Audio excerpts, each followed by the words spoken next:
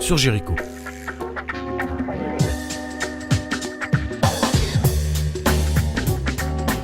Nouveau numéro de Metz Actu et aujourd'hui nous rencontrons Hassen Le Kadir, adjoint au maire en charge de la culture.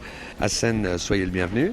Bonjour à vous. Exposition aux archives municipales, chronique de l'invisible, c'est à voir jusqu'au 1er juillet. Qu'est-ce que la ville de Metz a voulu en portant ce rendez-vous dans le cadre bien sûr des archives municipales? C'est d'une certaine manière ouvrir nos archives au plus grand nombre et surtout montrer l'envers du décor, c'est-à-dire cette idée que finalement on n'a pas toujours des archives. D'abord un regard artistique, c'est montrer aussi la richesse de ces collections parce qu'il y a là des choses parfois extrêmement importantes, historiques, qui ont de la valeur, on va dire, patrimoniale et historique.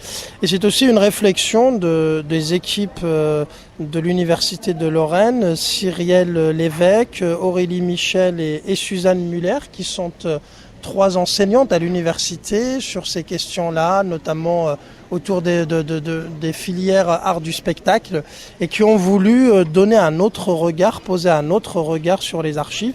C'est une exposition assez agréable à parcourir et surtout elle nous permet de ressortir de là avec un autre regard véritablement sur ce qu'est les archives. C'est pas simplement un document qu'on stocke dans des boîtes, mais c'est bien plus que ça. On aurait pu tout simplement proposer aux gens des vitrines avec des éléments, mais visiblement la ville de Metz et vos services ont voulu proposer quelque chose qui va plus loin. Oui, ça va plus loin, c'est de la vidéo, c'est aussi une approche patrimoniale, je le disais, de ces archives. Ça veut dire qu'on peut soi-même consulter, feuilleter, parfois même détruire, et c'est un aspect que l'on montre peu des archives, mais la loi nous autorise à détruire des archives à partir d'une certaine durée. Et donc là, les artistes ont voulu aussi confronter le visiteur à cette mission de sauvegarde, mais aussi de destruction des archives. Et donc on a aussi des espèces d'œuvres plastiques qui ressortent de ces déchets, en quelque sorte, de ces archives.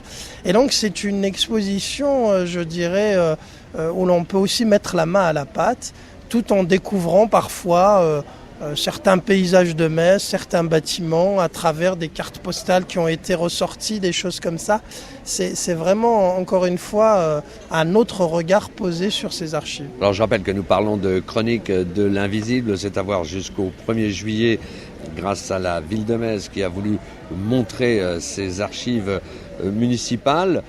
Ces archives municipales, est-ce que de votre point de vue, Hassen Le Kadir, il ne faudrait pas les rendre, entre guillemets, plus populaires, plus connus du public qui ne va venir à la rencontre de ces archives que parce qu'il y a chronique de l'invisible? Oui, c'est un enjeu important et nous y travaillons depuis maintenant quelques années. Vous savez, ces grandes expositions aux archives, on en fait 2 à 3 par an. C'est nouveau, c'est aussi l'ouverture des réserves des archives lors des journées du patrimoine. C'est aussi un accueil qui est possible aux archives toutes les après-midi où l'on peut aller lire, découvrir des documents. Donc ça reste un service public, je dirais, d'intérêt local important parce qu'il y a des chercheurs ou même des personnalités individuelles qui peuvent avoir besoin de récupérer telle ou telle archive. Mais en même temps, ça reste et ça porte une valeur patrimoniale importante. Il y a des réserves exceptionnelles dans nos archives, des documents, des cartes postales, des lettres d'un certain nombre de personnalités qui sont passées par Metz ou non. Et donc, il faut aussi partager cette dimension patrimoniale des archives. Justement, ces archives, il faut les protéger.